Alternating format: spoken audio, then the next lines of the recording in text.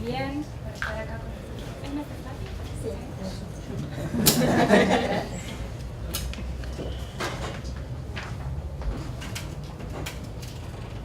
Bueno, como dijo Gonzalo, muchas gracias por esta.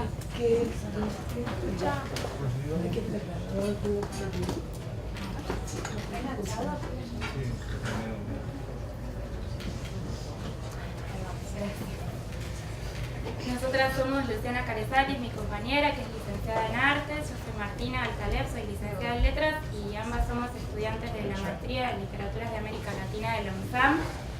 Queremos contarles que los artículos sobre los que va a girar este taller se publicaron originalmente por la MLA y ahora contamos con traducciones al castellano publicadas en la revista Tranzas. Algunos de nuestros compañeros, de los que están acá, han sido los traductores de estos textos, entonces nos gustaría que la primera instancia de diálogo colectivo fuera con ellos para trabajar un poco esas traducciones justamente.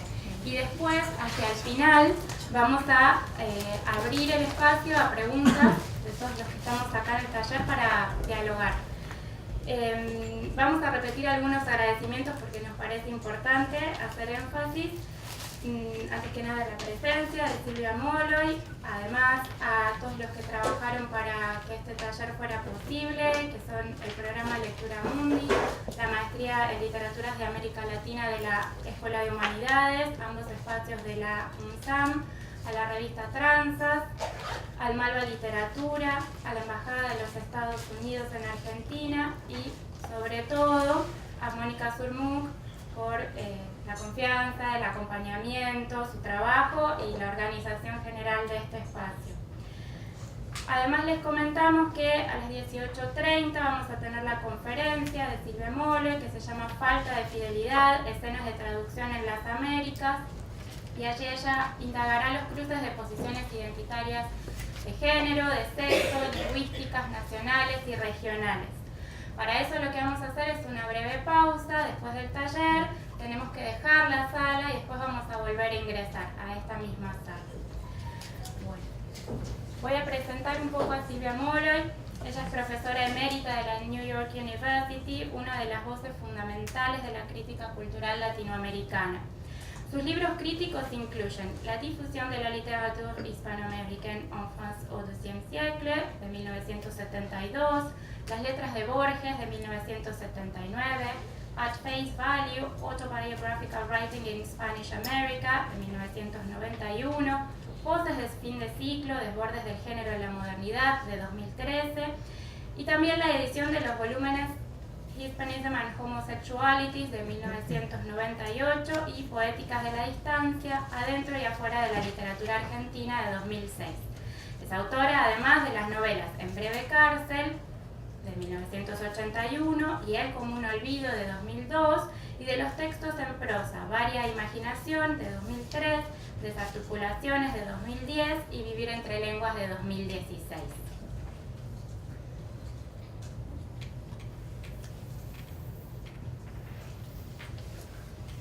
Bueno, buenas tardes. Nuevamente gracias por estar acá. Es un orgullo contar con la presencia de Silvia. Y un poco para abrir este taller queríamos contar de qué iban los textos sobre los cuales nos vamos a centrar específicamente. Como bien decía mi compañera Martina, ambos fueron publicados por la Modern Language Association, de la cual Silvia fue presidenta entre los años 2001 a 2002. Y el texto, quizás más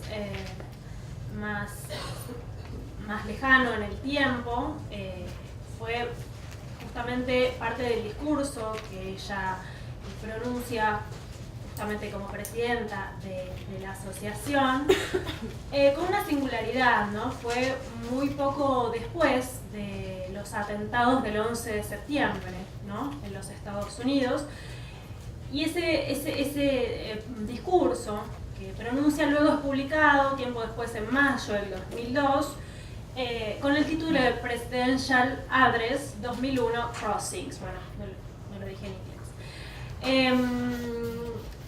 Ambos textos, como bien decíamos, están originalmente escritos en inglés, nuestros compañeros lo pudieron traducir al castellano.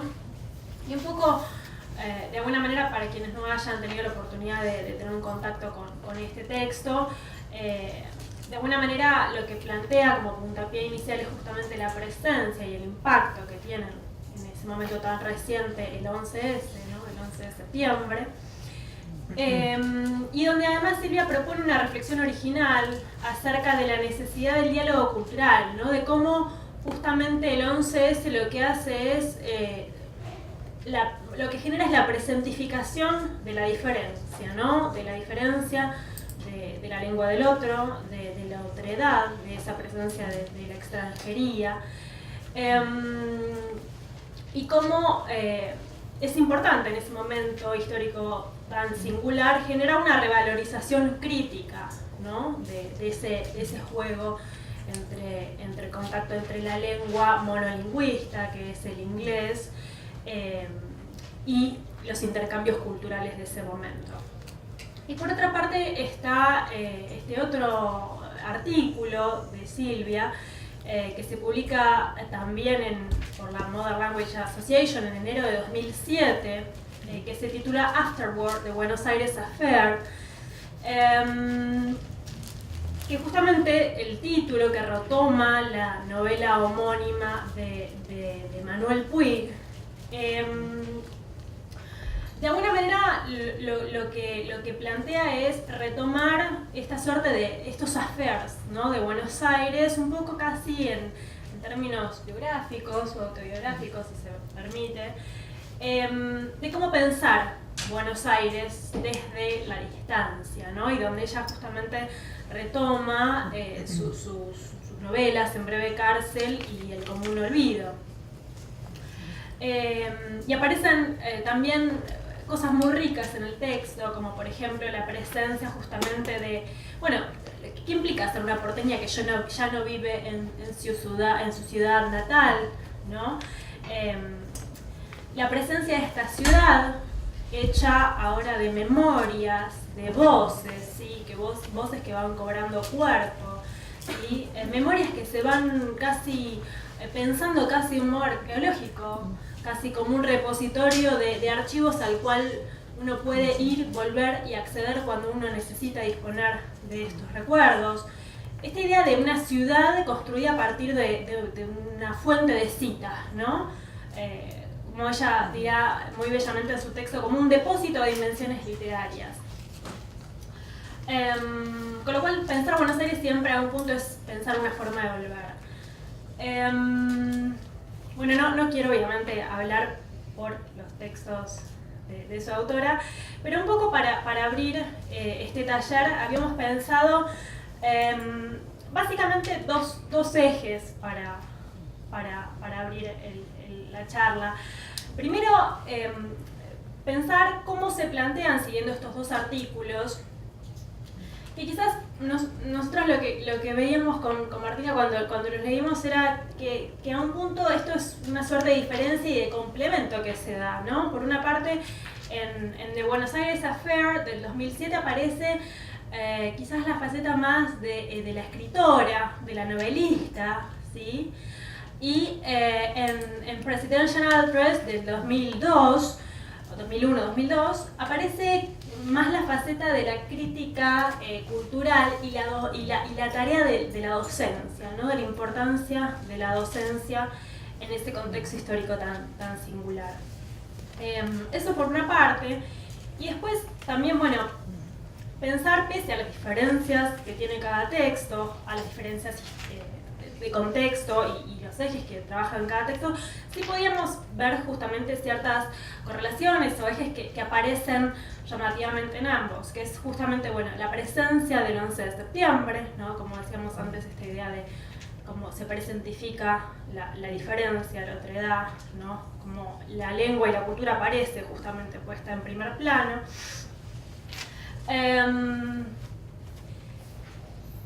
Bueno, el tema de la lengua, la cultura del otro, cómo aparece justamente también esta idea de eco, ¿no? De las memorias, de las voces y de las culturas difusas que cruzan estos límites, se mezclan y se contaminan, ¿no? Eso es algo que también aparece muy presente, esta contaminación mezcla en ambos, en todas las esferas, ¿no? De la cultura, de la lengua y de las ciudades. Y bueno, no me gustaría seguir hablando a mí, pero esto era más que nada como parte para empezar a generar un diálogo con su autora, así que la dejo a ella.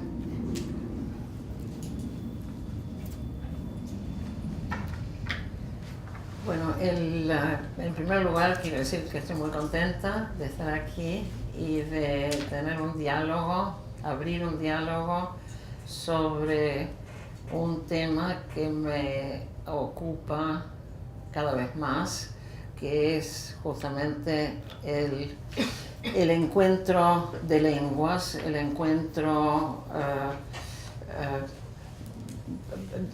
el encuentro de culturas y la necesidad de explorar a fondo esos encuentros culturales, por incómodos que sean, por violentos que puedan ser, en lugar de satisfacerse con traducciones aproximadas que hacen que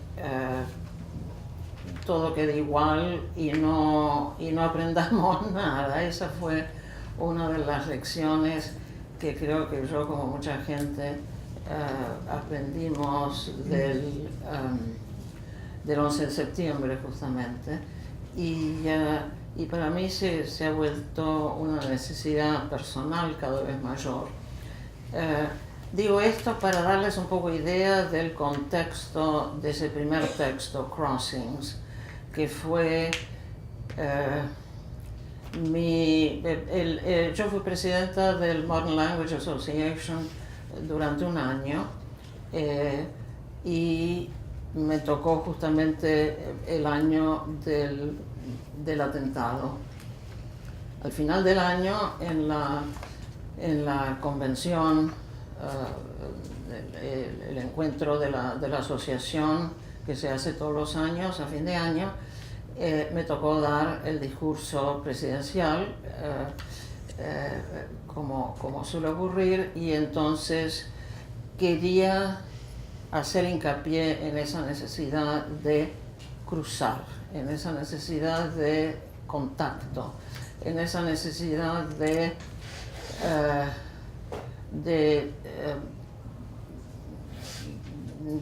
hacer un esfuerzo por dar con un multiculturalismo que no fuese un multiculturalismo monolingüe. Para esto tenía no, yo no era la única, evidentemente. Tengo muchos colegas que estaban en el mismo en la misma búsqueda, en el mismo intento. Para dar un ejemplo, bueno, Gayatri Spivak, desde luego, y Mary Louise Pratt eran dos de las... pero una presidenta del MLA de unos años anteriores, Elaine Marks, en Canadá, en Toronto, cuando la convención del MLA fue en Toronto, también predicó esa necesidad, es decir, no abordar la diferencia desde la comodidad de un monolingüismo y de una monocultura. Así que esa fue la base de este texto. Debo decir que para mí además me tocaba muy particularmente de manera autobiográfica, en el sentido de que yo me crié trilingüe, me crié siendo yo y otras, según la lengua que hablaba, y a pesar de la incomodidad enorme de ese ir pasando de una cultura a otra y de una lengua a otra, al mismo tiempo me daba una posibilidad de comprensión o que no hubiera tenido desde una sola lengua. Es decir, yo era yo, pero también era otra. Y eso me ocurría, me ha ocurrido lingüísticamente y me ha ocurrido geográficamente, porque he vivido en lugares diferentes. Así que, pero esto me daba al mismo tiempo la posibilidad de ver que yo o que todos siempre somos otros para alguien. Y esa inseguridad de la otredad al mismo tiempo se abría a la posibilidad de comprensión en otro nivel. Bueno, ese fue el impulso que me llevó a escribir Crossings. Debo decir, dentro de una asociación sobre la que tengo muchas cosas buenas que decir, la Modern Language Association, pero que es una asociación que también adolece de ciertas perspectivas que a veces necesitarían ser modificadas, ¿no? Es decir, la idea de que está el inglés y las lenguas extranjeras, ¿verdad? La idea de la extranjeridad, lo que no es nuestro, siempre es algo que siempre se crea una jerarquía que es incómoda, y queríamos, tanto Elaine Marx como yo y como otra gente, queríamos cuestionar esa jerarquía que se daba. Y el 11 de septiembre justamente sacudió enormemente la seguridad que daba esa jerarquía al hacernos ver a todos que éramos otros para otros, por así decirlo. Así que ese fue el intento, el punto de partida, sí. Esto es un taller, así que yo no voy a dar una charla, la charla viene después. Por eso quisiera preguntas, quisiera reflexiones, quisiera incluso preguntas sobre el texto mismo que puedan tener. Yo puedo hacer una pregunta. Tengo que hacer. ¿Se me escucha bien? ¿Corta? La pregunta que se me ocurre a mí, que me parece como obvia, es. Ya está cantada, digamos, por lo que venían diciendo. Al texto le pasaron 15 años y no sé cómo habrá sido para vos reencontrarte con el texto, digamos, más traducido, pero como en el texto hay una propuesta académica, crítica, digamos, ¿no? Como una invitación, quería preguntarte, 15 años después, ¿qué te parece que pasó con esa propuesta, digamos? Porque de hecho estás tomando las propuestas o las voces de muchos intelectuales que tienen proyectos académicos, etcétera, digamos, que me parece que tratan de tomar de alguna forma, digamos, lo que vos proponés, tu invitación. Y nada, o sea, como quería preguntarte eso. Yo no fui la única voz, desde luego, que propuso una apertura o que propuso que pensáramos las cosas de otra manera e incorporáramos otras perspectivas culturales a la vez. Una de las cosas que digo como ejemplo, de pronto en el pánico post 11 de septiembre, de pronto hubo una, como que se entendió que de pronto teníamos que hablar otros idiomas, había que hablar otros idiomas, entonces se buscaban traductores. Sobre los traductores tengo algo que decir, por otra parte, pero se buscaron traductores y se pedían listas de palabras cotidianas, ¿no? para poder entender al otro.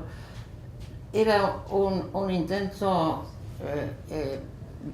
sumamente ingenuo, que no llevaba muy lejos, ¿no? Porque no es cuestión de palabras, es cuestión de puntos de vista y de poder traducir puntos de vista, además del idioma.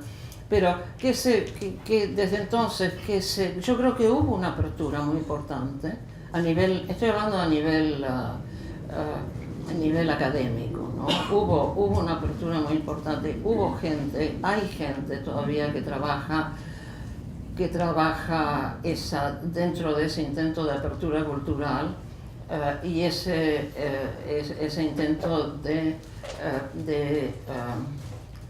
pluralidad lingüística también y cultural, ¿no? Cuando dice Mary Pratt, por ejemplo, lo que tenemos que formar no es a un estudiante que hable otro idioma, sino un sujeto bicultural o tricultural y no simplemente alguien que sepa inglés, que sepa español, digamos. La menciono a Mary Pratt, menciono también bueno, ya dije que Beatriz Spivak, Emily Apter, David Damrosch, hay mucha gente que ha trabajado en ese sentido. Lo que veo en las humanidades en este momento, lo comentaba hace un rato, es que ha habido una reducción bastante notable, presupuestaria, pero que creo que también, además de ser presupuestaria, tiene algo que ver con cierta percepción más reciente de las humanidades. O sea que hay menos... los idiomas se siguen estudiando, se siguen aprendiendo, pero se siguen aprendiendo un poco como el ejemplo ese que doy del médico que la atiende a Barbarita, ¿no? No sé si leyeron la que tiene TV o no tiene TV.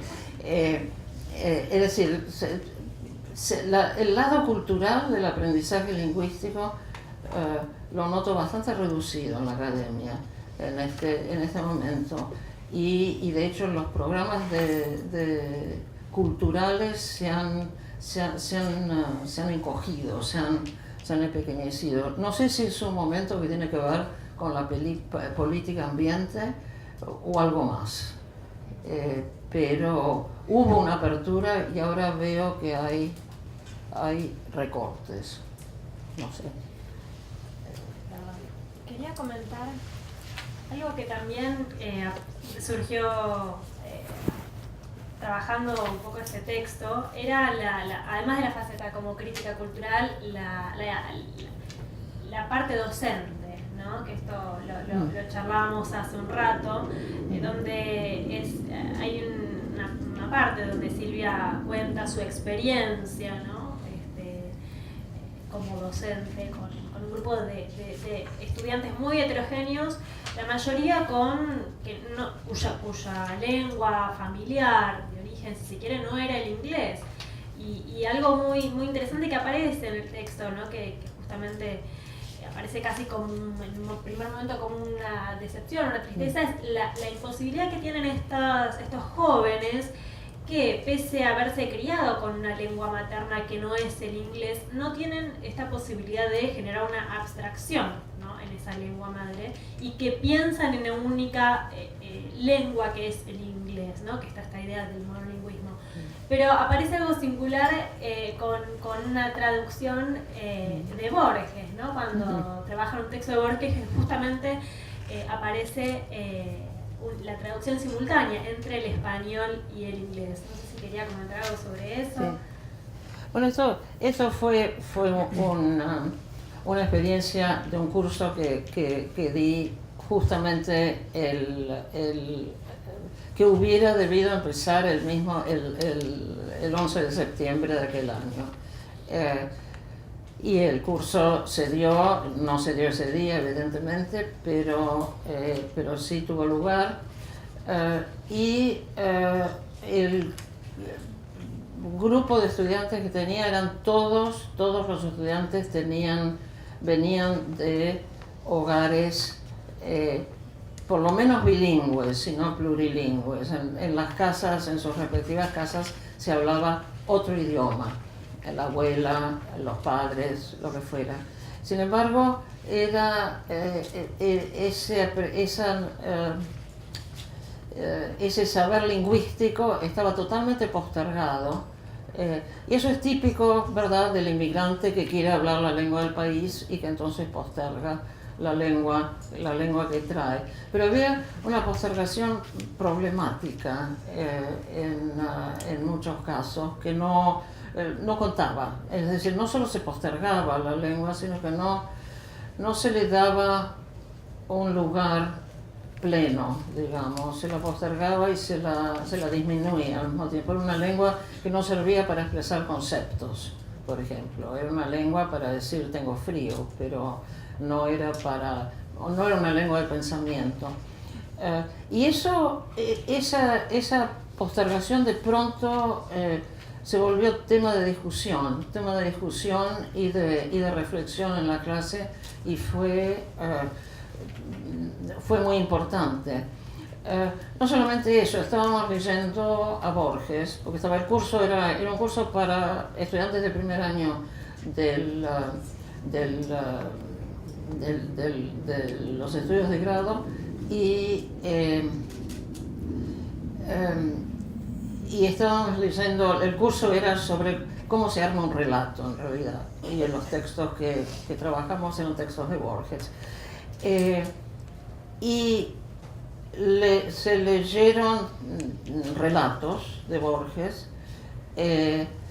pero también poemas, y la edición en inglés de los poemas de Borges es una edición bilingüe, es decir, y ahí pasó algo muy raro, porque los chicos estaban acostumbrados a leer solamente en inglés, y de pronto se encuentran con un texto donde hay un texto en español a la izquierda y un texto en inglés a la derecha.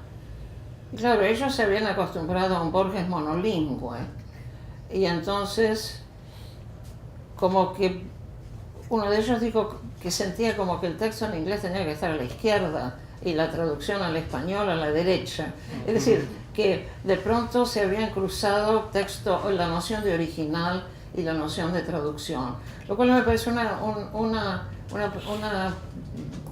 percepción muy fecunda, ¿no? Porque de pronto Borges escribe en inglés y es traducido al español, escribe en español y es traducido en inglés. No importa, Borges existe en dos textos, es decir, y son dos textos equivalentes, cualquiera puede ser traducción del otro. Y eso me pareció una cosa porque venía armada un poco por esta reflexión que teníamos a lo largo del curso de las lenguas que habían sido postergadas, de la lengua que fulanito no quería hablar con su abuela y otro que se enojaba porque fulanito. Es decir, hubo una discusión muy, muy provechosa a partir de ese evento. Sí.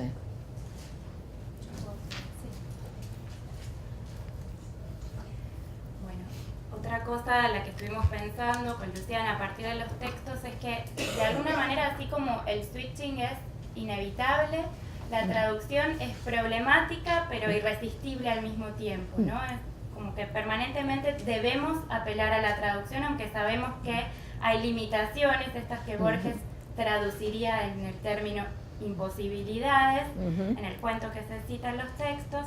Entonces aparece esta necesidad tanto de reconocer los límites como de abrazarlos, ¿no? Y de insistir. ¿Podríamos pensar esto mismo para la fabricación de hogares? Y en esa idea de hogar nosotras contemplamos tanto las ciudades como las lenguas, como las culturas en general. Y estamos pensando también que las escrituras o los modos de escritura pueden pensarse como un hogar imposible de fabricar, pero necesariamente que tenga que ser fabricado, sobre todo en esta tensión entre tu escritura como crítica y como escritora de ficción. ¿Se puede pensar un paralelo ahí en la fabricación de hogares? ¿Y qué herramientas tenemos para la fabricación de esos hogares imposibles?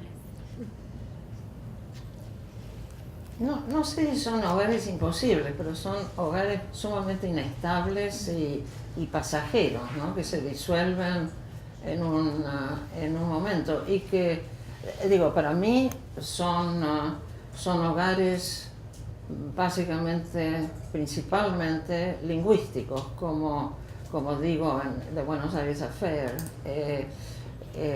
Y eso lo digo también en otros textos que he escrito sobre manejar o vivir entre idiomas.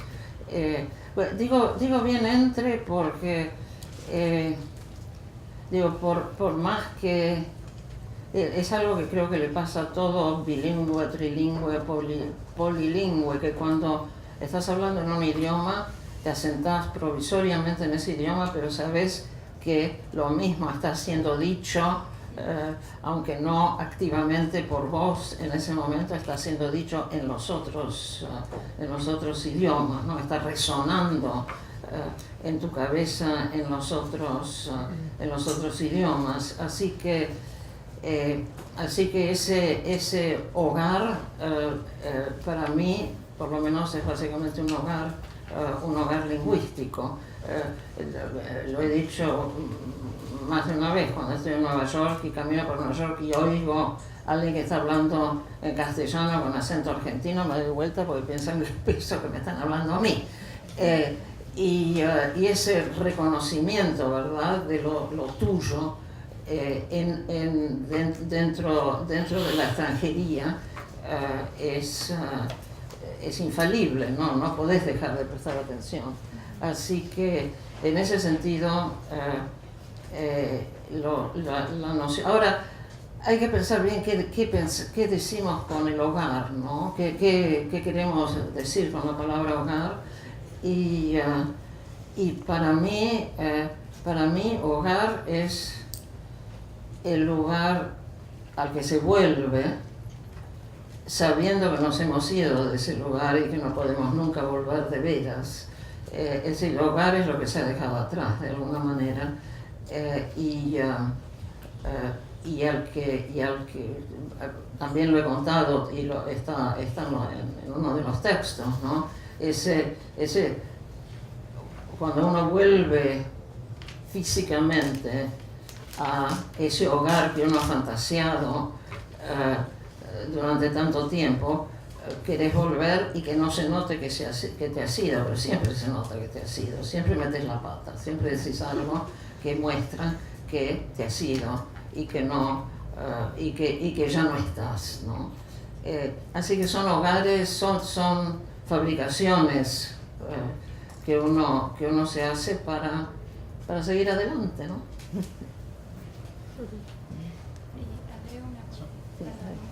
Agrego una cosita a la pregunta. ¿Cómo operan la memoria y el trauma en esa fabricación? Que recién pensaba, Luciana no pudo decir 2001 en inglés, y es un significante así como desaparecidos en el contexto de los 70, 2001 en Buenos Aires lo decimos en español. ¿Cómo operan estos ingredientes que están muy presentes en los dos textos en esa fabricación de hogares?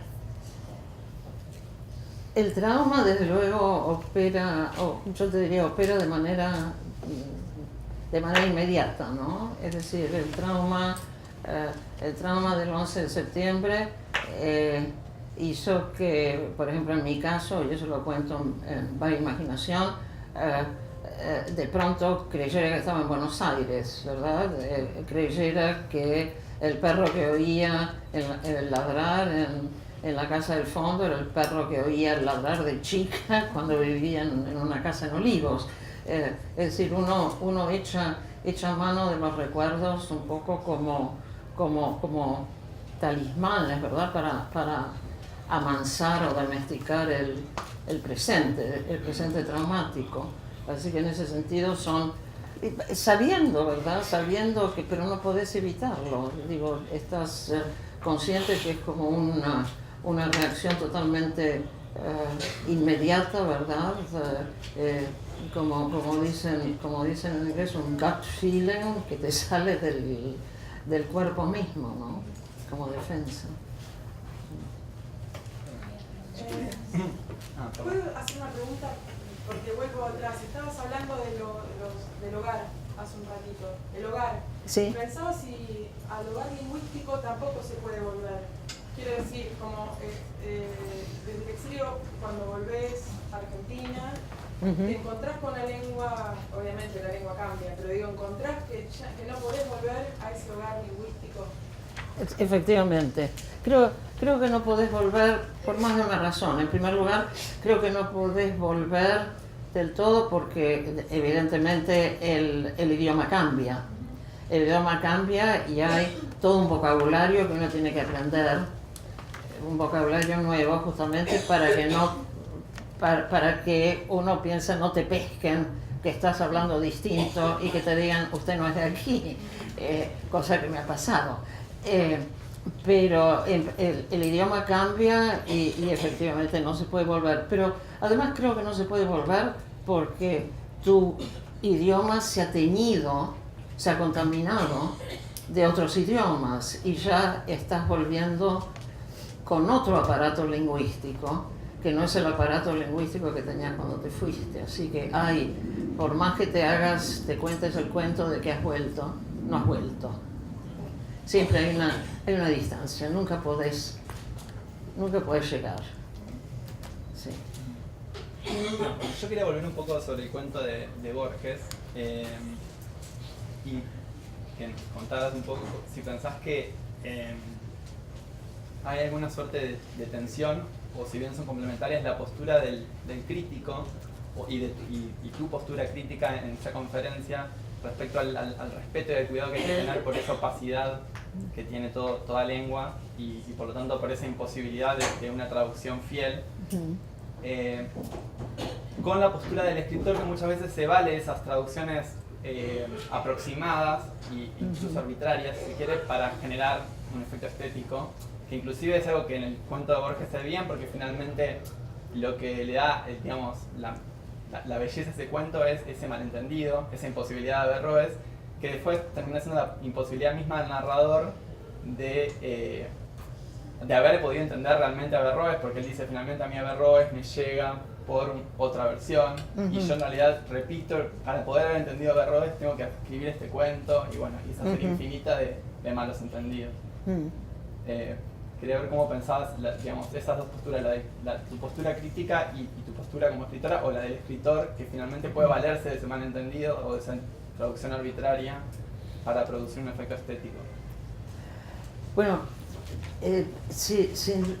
yo te diría la traducción, puede ser la traducción incorrecta de Averroes, sí, que efectivamente no reconoce lo que está viendo y por lo tanto no lo puede verbalizar. Yo también en ese cuento lo que me llama la atención es, como en otros cuentos de Borges donde hay traducción de una cultura a otra,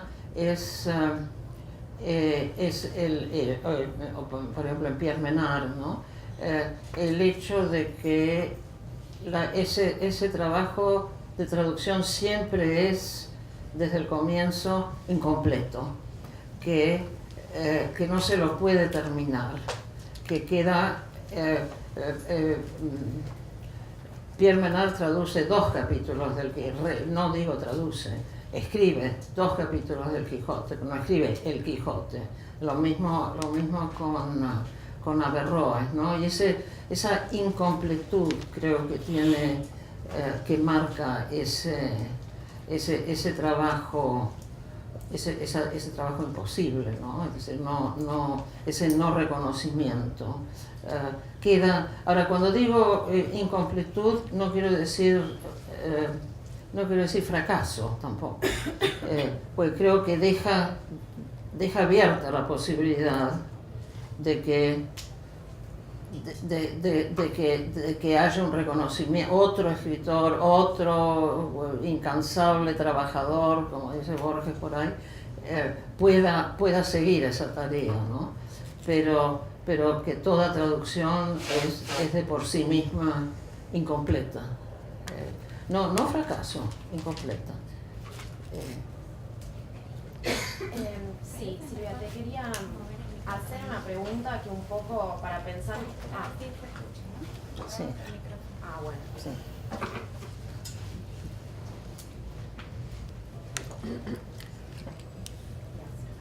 No, para pensar un poco la relación entre ambos textos, y recién estábamos hablando de de la figura del hogar, que es lo que se ha dejado atrás, implica un poco el sentido de una pérdida.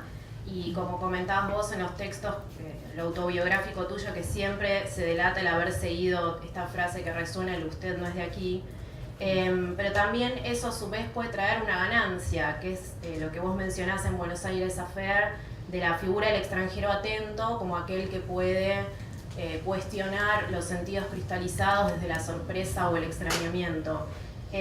Para vincular los dos textos, este extranjero atento, o en tu caso vos que volvés y podés ver otras cosas de la ciudad que nosotros quizás no podemos por estar inmersos en lo cotidiano, si se puede equiparar a la figura del multilingüismo o el multilingüe, porque es también aquel sujeto que puede ver más allá del monolingüismo de su propia lengua. Sí, creo que eso es muy importante. Creo que no hay peor ciego que el monolingüe autosatisfecho. Eso es el que no quiere ver, el que no quiere oír, el que está seguro. Digo, tres posturas que hay que corregir y que hay que cambiar. Efectivamente, yo creo que el que es capaz de entonar las cosas de otra manera te está abriendo, de pronto te está haciendo dudar, te está problematizando tu visión única, y tenés que aceptarlo, pero lo que pasa es que hay mucha gente que no lo quiere aceptar, mucha gente, y muchas culturas que no lo quieren aceptar, porque sería mostrar una debilidad, ¿verdad?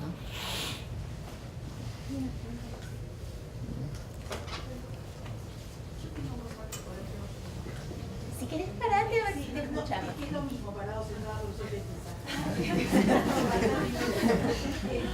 ¿Qué tal? Buenas tardes.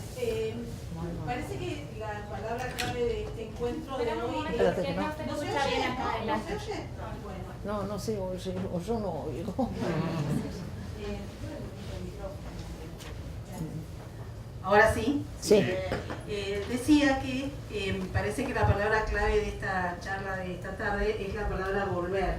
Y tenía ganas de volver un poco al comienzo de la charla, que se relacionaba con la enseñanza de la lengua y el modo en que esa enseñanza se llevaba adelante para rescatar estos principios que parecen que para nosotros, no lo digo por casi diría como afortunados por el trabajo con la lengua permanente, estamos muy permeables, pero que sin embargo no es tan permeable, ni tan presente, ni está tan a la vista de aquellos que enseñan y de aquellos que forman a los que enseñan. Yo hace muchos años que me dedico a la enseñanza de español, en sus diversas variedades, digamos, como lengua materna, como lengua segunda, como lengua extranjera, como lengua de herencia, más allá de, no es el lugar ni el momento para discutir exactamente qué dice cada una de esas etiquetas, pero digamos que la problemática de la lengua del otro y de la lengua propia es algo con lo que convivo permanentemente, y como profesora de español lo que noto en todos estos años es que nunca pudimos, ni en universidades locales ni extranjeras, superar el individualismo, los atisbos personales a la hora de trabajar con estos temas. Nunca creo que se pudo llegar a plantear o a planificar una enseñanza y una transferencia básicamente a la formación de formadores. Porque cuando hablamos de lengua de herencia y hablamos de la consideración de la lengua del otro como una lengua menor, como una lengua sin posibilidad de abstracción, en realidad lo que hace eso es refrendar lo que sale desde las propias aulas, ¿no es cierto? Entonces, no son fenómenos aislados o individuales que tienen que ver con decisiones o con opacidades personales, sino que me parece que forman parte de un fenómeno en donde se cruza la política lingüística, la política educativa, cuestiones de fondo tal vez que nos atraviesan a todos y que también nos inquietan mucho a la hora de la lentitud con que se ponen en funcionamiento, ¿no?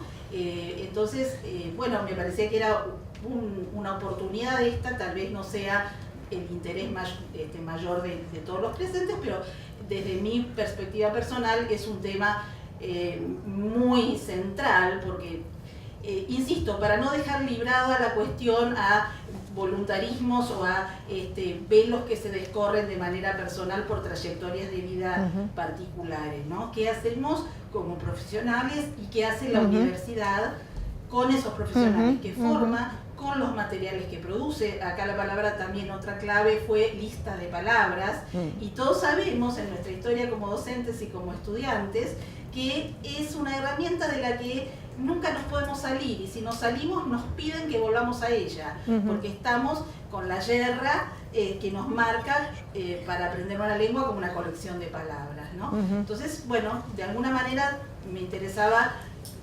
retomar esa parte del diálogo que surgió, si es que, bueno, eso, nada más.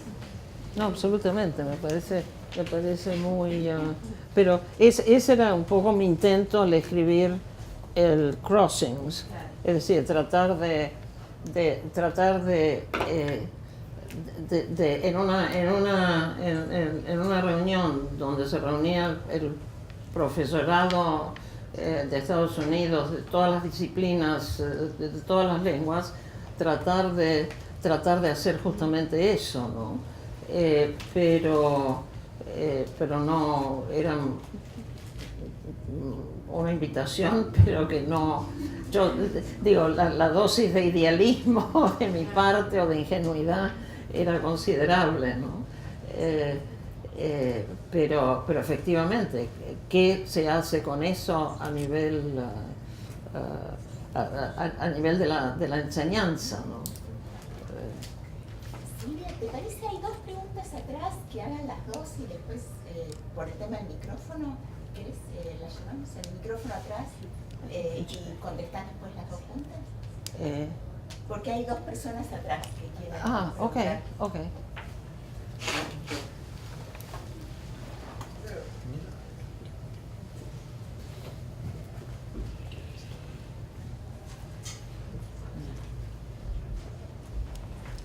Hola, ¿qué tal? Tenía una pregunta por el tema de la jerarquía de las lenguas. Yo me preguntaba si es posible, incluso si es deseable, abolir esta jerarquía o plantearse la abolición de la jerarquía, cuando lo que pasa en la materialidad del mundo es que la jerarquía se da porque es lo que ocurre en la realidad. La masa crítica de los inmigrantes no son académicos que están mano a mano en un salón celebrando una presidencia, sino en general trabajadores. Perdón la anécdota personal, pasé 4 meses en la Universidad de Michigan, no se escuchaba hablar español, salvo cuando fui a comprar algo al Ejército de Salvación y eventualmente con un jardinero. O sea, entonces esa es la realidad de la masa crítica del español en Ann Arbor. Puede ser que probablemente seguro en Miami es otra realidad, o en Nueva York.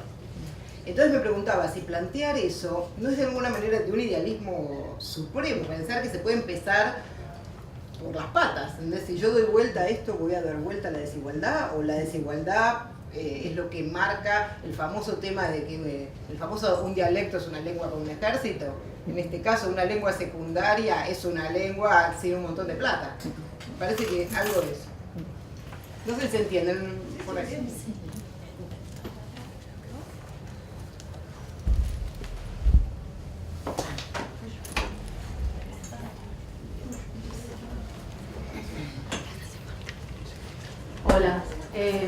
Hola, dos son breves reflexiones y una es una pregunta. Una de las reflexiones que me aparecía al escuchar lo que mencionaban y al haber leído ambos ensayos es el problema que también tenemos acá en Argentina, ¿no? Como generaciones de inmigrantes, en mi caso, bisnieta de vasca y catalán, y en mi familia nadie habla ninguno de los dos idiomas. Mucho peor aún con los pueblos originarios. En mi familia sé que hay miembros de pueblos originarios, no sé ni de qué pueblos directamente, ¿no? Entonces ahí también ese otro problema lingüístico. Esa era una reflexión. Y cómo empieza a suceder ahora en generaciones que tenemos 30, 40, esta necesidad de recuperar esas lenguas, ¿no? aunque no se hayan hablado en los hogares.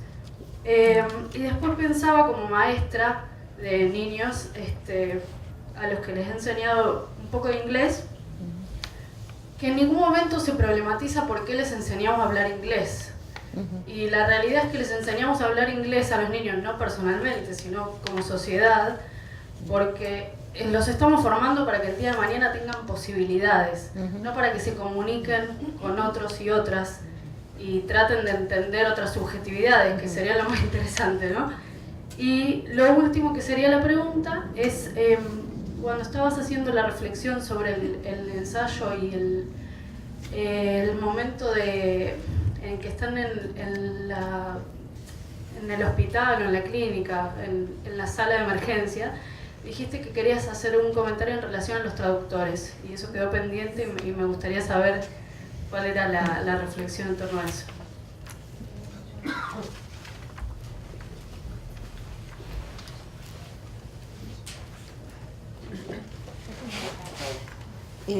Bueno, no sé en qué orden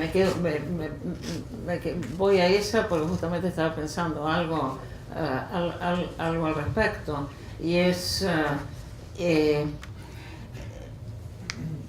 pensando en ese manual para clínicos al que me refiero, y eso va también como respuesta a lo de la lengua dominante y a las jerarquías entre lenguas. Si yo doy el ejemplo de un manual para médicos donde se indica cómo tratar a gente que no habla inglés o que habla mal inglés, ¿no? Entonces dice que el paciente hay que decirle al paciente que le explique al médico cuáles son los hábitos culturales o las costumbres que explican tal o cual conducta que puede tener repercusiones médicas. O sea que se le adjudica. No es el médico que averigua, no es el médico que se prepara para tratar al paciente otro, sino que el otro tiene que explicarle su otredad al médico. Ahora, ese otro, ¿cómo va a saber cuál es su otredad? Y cómo va a saber que esa otredad suya es distinta de la que para él es la otredad del médico. Es decir, es un planteo totalmente imposible. Es decir, ¿cómo voy a saber yo que tal cosa de mi cultura se le está pidiendo una super información al otro para que el médico entonces de la cultura dominante sepa lo que tiene que hacer? Es un disparate, ¿no? Sé que es idealista plantear o pedirle al que tiene la cultura, al que habla la lengua dominante, que sea curioso, pero ojalá pueda mostrar un poquito de curiosidad, por lo menos, ¿no? Siempre hay huecos por donde se puede filtrar la curiosidad o la insatisfacción. Silvia, yo te quería preguntar, el discurso vos diste fue el atentado y ahora es una situación muy diferente, pero también podemos considerar que es un quiebre muy profundo en Estados Unidos, la presencia de Trump y el discurso que tiene sobre los mexicanos, que también implica un desprecio por una cultura y por una lengua, ¿no?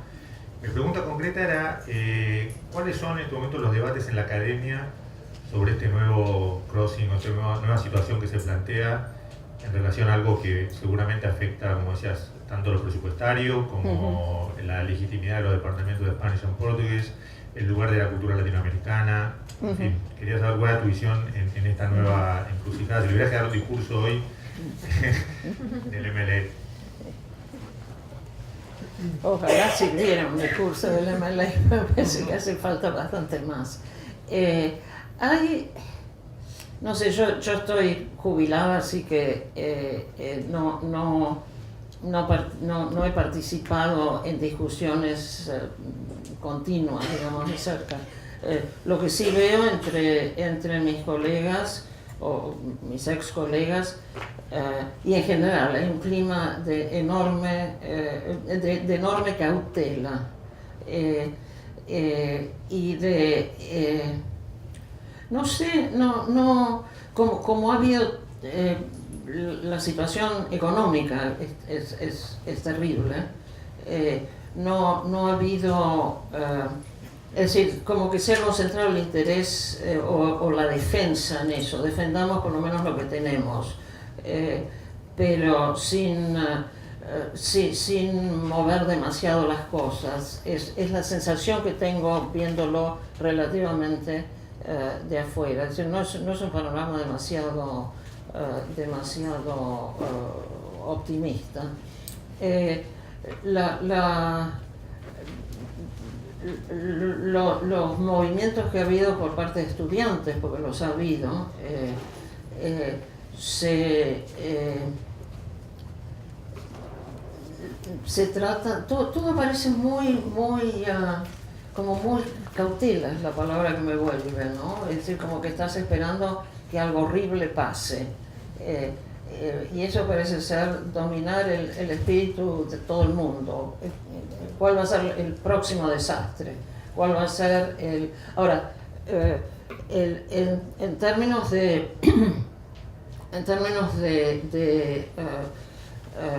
hay ciertos... En términos de ¿cómo diré? De destierros o de echar a gente que se ha dado, echar al extranjero, echar al hispano, etcétera, echar a los bad hombres. Ha habido muchas universidades que por lo menos sí se han declarado lugares de asilo. No todas, notablemente, pero varias son lugares donde no se puede, ¿cómo se dice? No se puede arrestar a un estudiante y deportarlo. Pero no ha habido movimiento demasiado. Está como todo a la espera, todo congelado, esperando que pase algo todavía peor. Que por otra parte ya ha pasado, porque las visas ayer, y esto fuera de la educación pública, pero los extranjeros que están con visas protegidas, que son extranjeros de países que tienen permiso de ir a trabajar a Estados Unidos y pueden volver a sus países, no tienen tarjeta verde, pero pueden volver a sus países y volver a Estados Unidos, tienen visas de trabajo. Esas visas de trabajo las han suspendido, o sea que esa gente va a poder ser deportada. Eso fue algo que pasó ayer. Sí.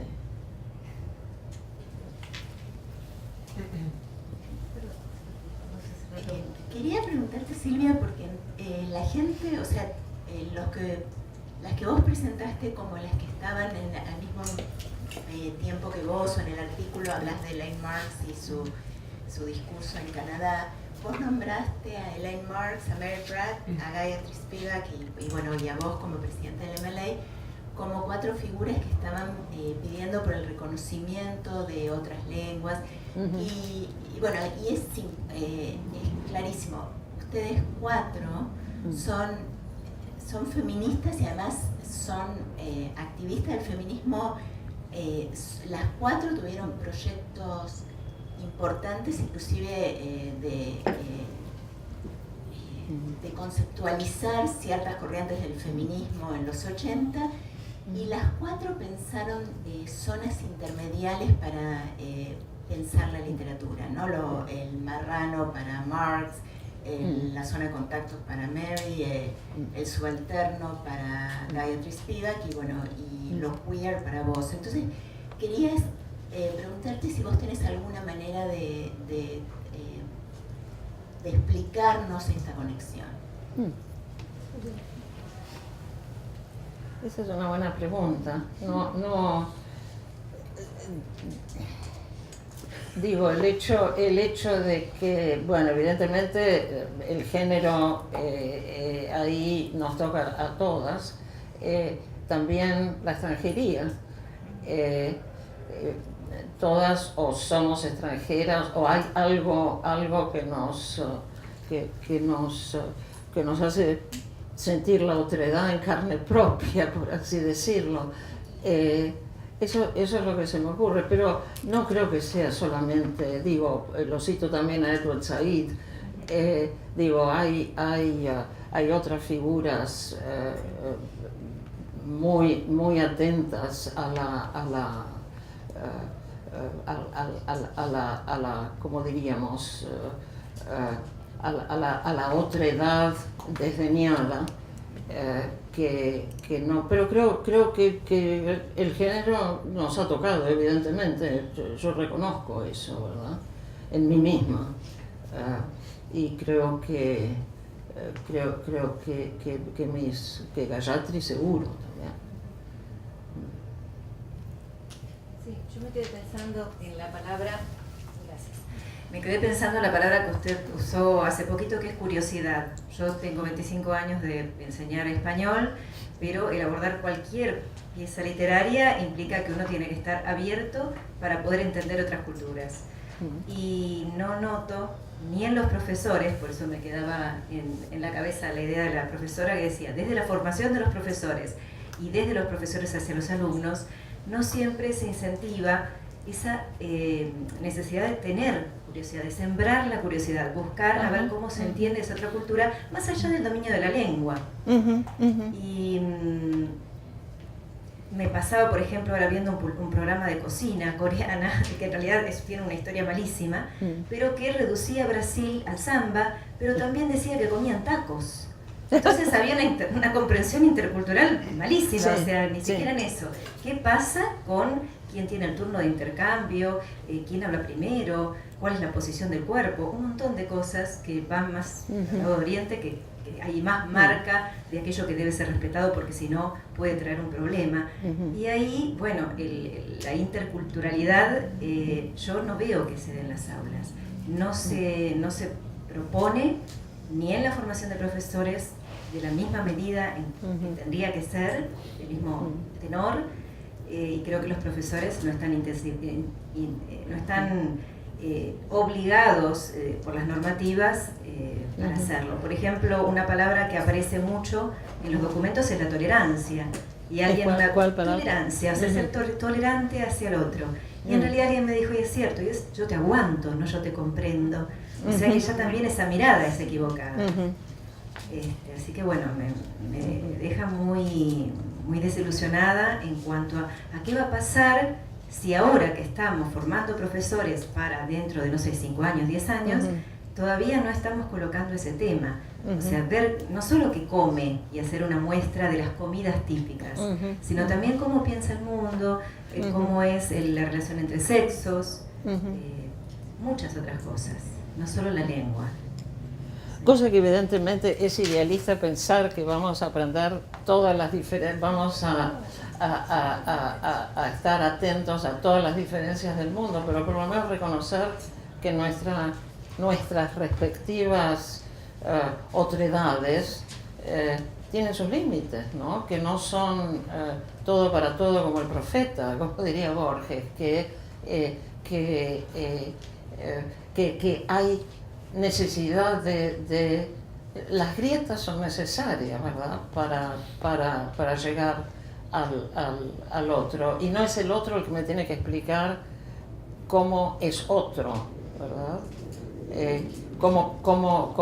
Pero evidentemente las jerarquías así lo quieren, ¿no? Que el otro que el otro me explique que tenía tuberculosis en La Habana, pero que no tiene tuberculosis aquí en Estados Unidos, en referencia a la anécdota esa. Pero sí, estoy de acuerdo. Pero por lo menos el punto de partida es una dosis de humildad, ¿verdad? Una dosis de saber que hay, que para yo ser uno necesito que haya otro. No puedo ser uno sin otro. Y entonces tratar de entender un poco a ese otro, ¿no? Y no sacar esas medidas a último momento, aprendamos algunas palabras de español para arreglar la bronquitis a la señora. No sé. Bueno, la idea sería ir cerrando, quizás una última pregunta por ahí. Escuchando y anotando, se me armó ahí un campo semántico que me gustó, que dice, digamos, usted hablaba de la insatisfacción en relación a la curiosidad, como otra forma de curiosidad. Antes digo la curiosidad o, y ya con el micrófono afuera, insatisfacción. Y pensaba también que en inglés, self-satisfied, tiene que ver con el orgullo, ¿no? Absolutamente, sí. Entonces la humildad contra... La humildad como una forma de insatisfacción, la insatisfacción como una forma de humildad me parece una composición interesante y que hace bastante al punto de lo que es todo esto.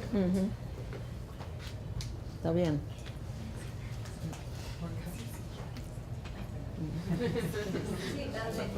Estamos esperando.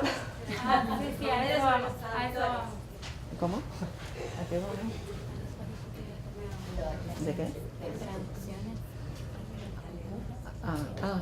Claro, sí.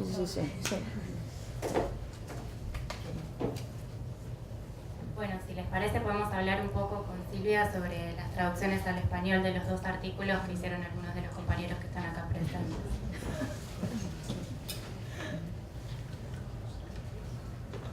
¿Quién habla? ¿Quieres hablar vos, Martina, de algún...? No sé. Bueno, la pregunta que teníamos la hicimos, o sea, todos los traductores que estábamos hicimos preguntas.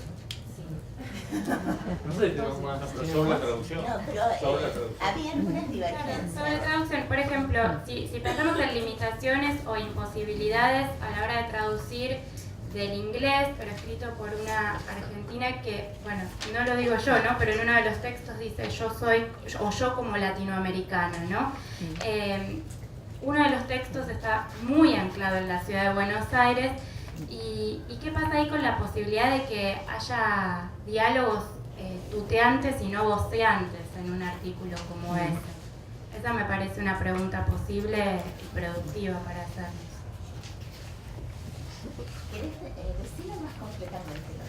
Bueno, en el inglés hay una frase que es you don't live here, ¿no? Como vos no vivís, para mí naturalmente era un vos no vivís acá. Dicho por un taxista en Buenos Aires. Dicho por un taxista que estaba hablando de que muchos, no sé qué sujetos eran todos de Serbia, bueno, una marca súper racista en ese momento, pero existió la posibilidad de que se tradujera por un tú no vives aquí, ¿no? Y entonces, ¿qué hacemos con eso? ¿Desde qué lugar traducimos también los rioplatenses? Me parece que sirve para proyectar esa pregunta también. Pero no sé a quién se lo estoy preguntando.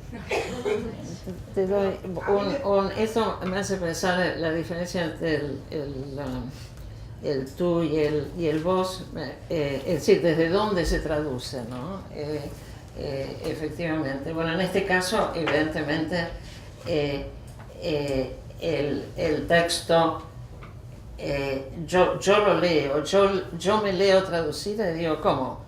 La frase, pero entonces no eres de aquí, me pregunta un taxista, no, pero entonces no sos de aquí, es lo que yo le pediría al texto. Pero la pregunta desde dónde se traduce es importante, y acá pego un salto enorme, y recuerdo una anécdota personal de un amigo mío que tradujo las memorias de Simone de Beauvoir, y estaba muy...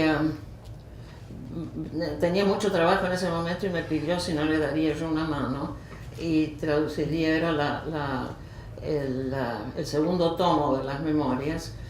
Si no traduciría, él traducía la primera parte, yo traducía la parte del medio y él traducía la última parte, y le dije, bueno, que es la force de l'âge, ¿no?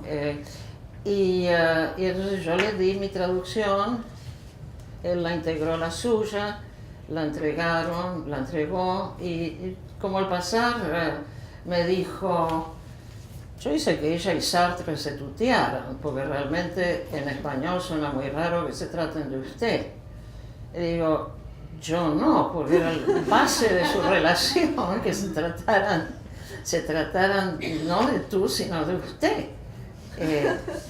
Y me dijo, ay, qué horror, la primera parte se tutean, la segunda parte se tratan de usted, y la tercera, ay, y estaba muy atormentada porque pensaba, les tengo que avisar y eso va a mostrar. Bueno, yo ahí desaparecí y no sé, me imagino que alguien habrá pescado el error, pero eso es un poco para ilustrar jocosamente desde dónde traduces, ¿no? Yo traducía desde el original francés, él traducía desde, digamos, la lengua receptora y las costumbres, lo que sería más la costumbre en la Argentina.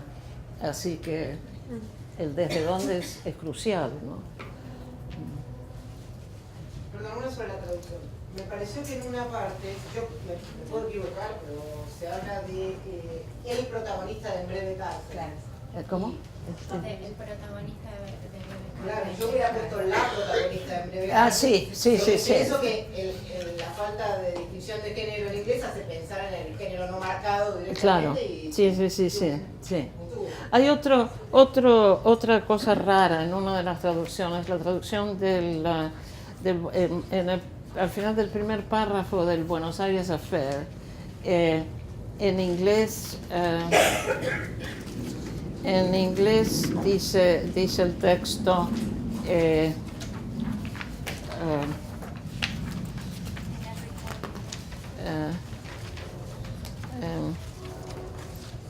dice, de la penúltima frase, dice, it's difficult to recognize a city or what you remember. No, I'm sorry.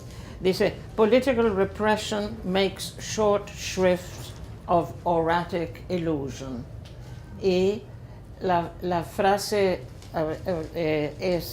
no es la represión política era tratada como represión aurática, sino la represión política no permite o no da lugar a la ilusión aurática. Así que ahí hay porque era una de las cosas que quería dar en el texto, como cualquier endiosamiento de Buenos Aires que yo podía tener en mi cabecita,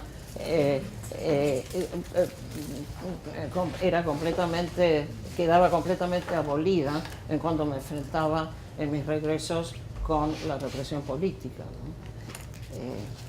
No había lugar para esa fantasía de Buenos Aires una vez que volvía a la Argentina.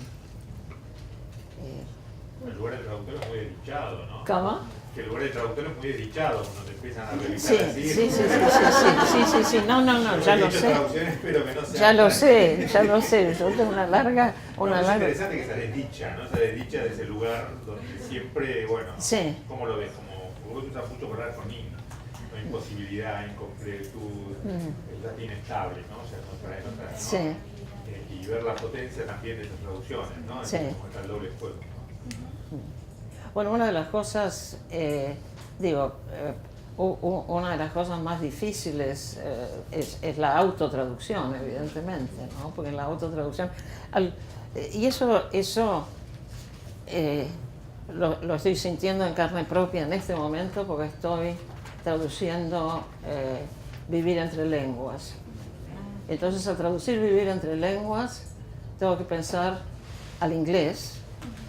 Me tengo que correr, me tengo que cambiar de lugar. Estoy traduciendo desde el inglés. Entonces, todo el sistema de switching, todo el sistema de pasar de una lengua a otra, todo tiene que cambiar porque lo estoy haciendo desde otra lengua, ¿no? E incluso, digo, ¿cómo reproducir o cómo hacer la mímica de ciertos efectos desde la otra lengua, ¿no?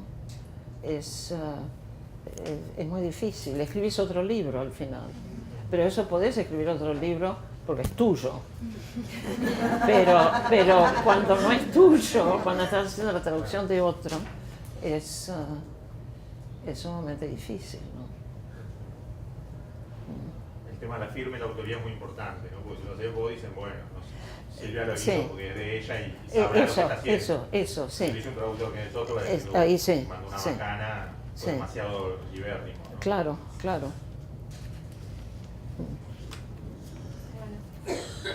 Bueno, no sé si alguien quiere hacer algún otro comentario. Bueno, la verdad que les agradecemos mucho que hayan venido. Vamos a hacer ahora un intervalo. La idea es dejar la sala y volver a ingresar a 6:30 para la conferencia de Silvia. Que va a ser más sobre traducción. Más sobre traducción.